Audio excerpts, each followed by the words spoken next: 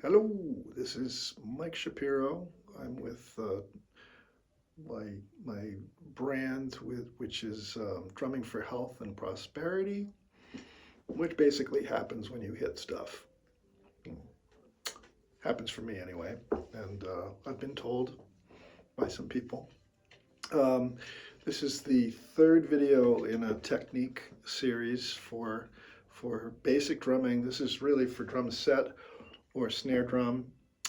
If you're in a concert band in school, or if you're interested in just getting better, this will help your, well, speed is not everything, but it will help your speed with some finger action in your technique. So I want to correct myself. On the first video, I was talking about keeping your wrists flat. What I meant by that was the back of the hand, basically, should be parallel to the floor. Shouldn't be like this, it shouldn't be like this, it should be flat to the floor, parallel. So I'll correct myself there. And I'm not sure if I mentioned this in the last video, but there's a real nice, well, if you buy a Vic Firth stick, which was an old teacher of mine's, he's actually promoted by these guys, so I'll plug him a little. I like these sticks a lot, and the reason why is if you're teaching with them, I'll get it in close here. I don't know if you can see that, but there's a little flag there. It's more, red, white, and bluish on the tan sticks, but mine's black.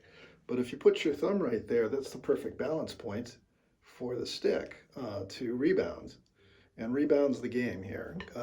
It's, you need to accept the rebound in order to keep the stick moving constantly.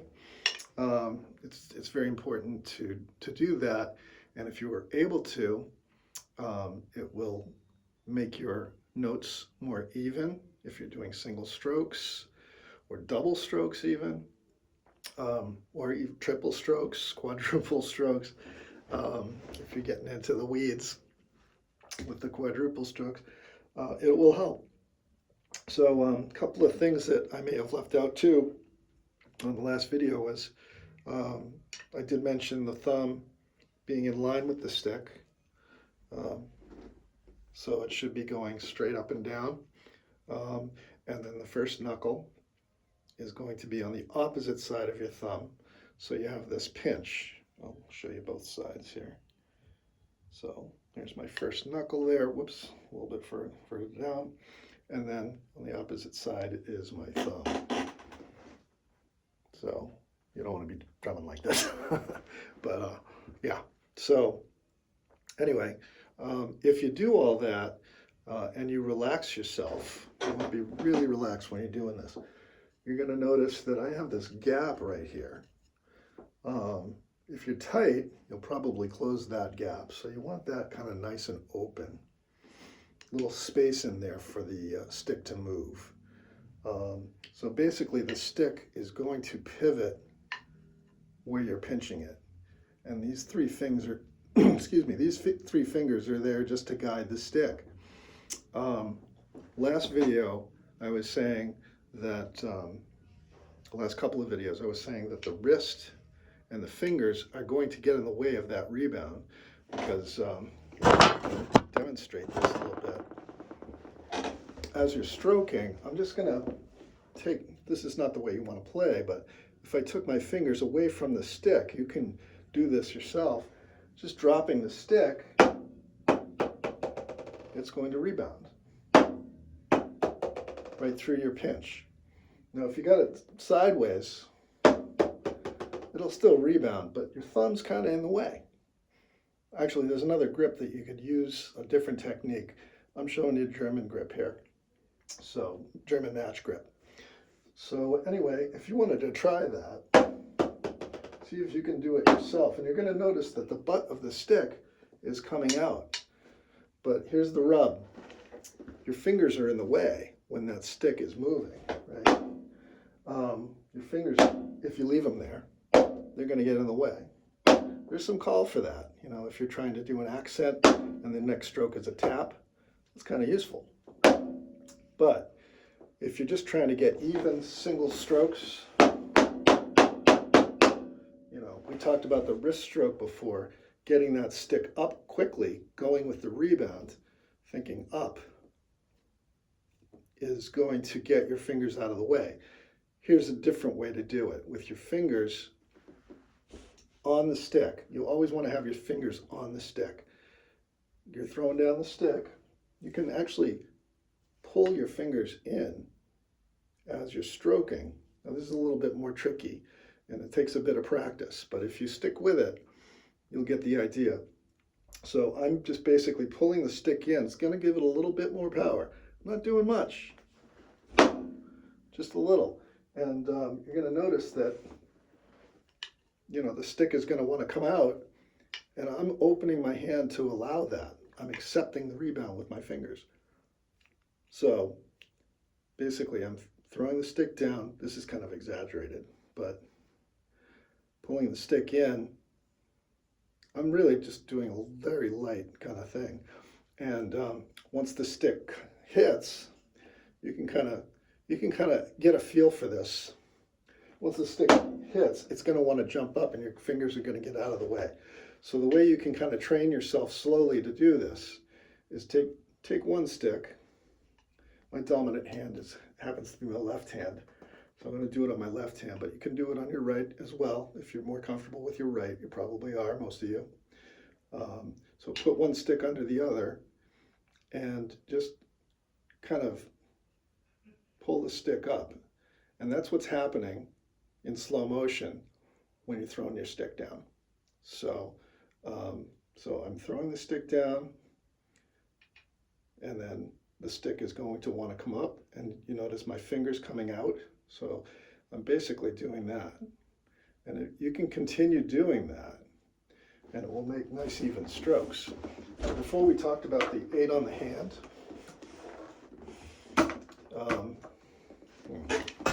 this is not the greatest here. Fix this a little bit. Wasn't quite set up for this, but now I am. All right, so this is a little high for me, but I'm gonna go with it. You want your arms relaxed by your sides. Everything should be really relaxed. You should be really relaxed when you're doing this. You get that nice space that proves to me that you're loose. Now, if your stick falls out of your hand, that's a really good sign, actually. That means that you're very loose. So make sure you're breathing. So the 8 on the hand exercise, I'm going to add to that. Both hands are going to be incorporated here. So 8 strokes on my right, 8 strokes on my left, 8 strokes on my right, 8 strokes on my left. Then we're going to go to single strokes at the same tempo. Right, left, right, left, right, left, right, left. 8 strokes 4 times. So whatever that is. Yeah. So, and then we're going to go twice as fast. So this is a nice warm-up exercise you can do when you're starting. All levels will do this. The real good players, the beginning players, this is a real great way to get your hands and the blood flowing in your arms and all. So I'm going to try it with the finger technique now. 5, 6, 7, switch. 1, 2, 4, 5, 6, 7, switch. 1, 2, 4, 5, 6, 7, switch. 1, 2, 3, 4, 5. Now we alternate. Right, left, right, left, right, left, right, left. 1, 2, 3, 4, 5, 6, 7, 8. 3, 2, 3, 4, 5, 6, 7, 8, and 4. 2, 3, 4, 5, 6, 7, 8. Twice as fast. 7, 8. 2, 2, 3, 4, 5, 6, 7, 8. 3, 2, 3, 4, 5, 6, 7, 8. 4, 2, 3, 4, 5, 6, 7, 8. That was just for fun at the end there. Usually you just end on one. Ooh, end on one. So you notice when I was going twice as fast, I was counting only my right hand for the counts. You're actually playing when you're going twice as fast. You're putting in another stroke in between that. So you're basically you're playing when the slow speed, you're going right, left, right, left. You're playing the same speed with your right hand, so that's why you're counting your rights. I don't know if that made sense, but anyway, if you're not counting right away, that's okay. Just get the strokes, feel that bounce. And if you're doing it right, the sticks are going to feel like they're floating up. I'm not forcing anything. I'm not forcing the stick up. I'm accepting the bounce. This is a key concept. Let that bounce happen. It's going to happen. It naturally wants to happen. If I take my fingers off, it's going to want to come up. So you can test this. You want to practice the motions that you're doing really slowly. That's a great way to do it. Take the stick and just push your fingers up. Let the stick fall. Push them up. Let the stick fall.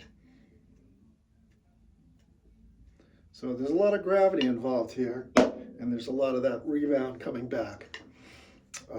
So I'll do another video on double strokes after this one. This is the third video in the series.